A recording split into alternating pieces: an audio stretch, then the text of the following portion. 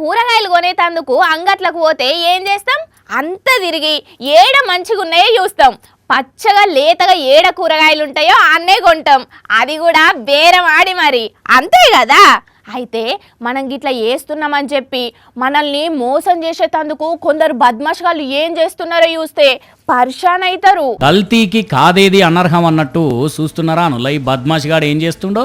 కూరగాయలు పచ్చగా ఫ్రెష్గా కనబడాలని చెప్పి రంగేస్తున్నాడు.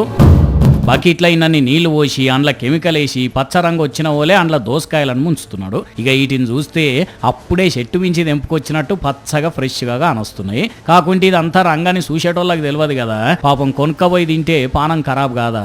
అవి ఏం ఆలోచించకుండా నాకు అమ్ముడు పోతే చాలు అని జనాల పానాలతోని చెలగాటం ఆడుతున్నాడు వీడు.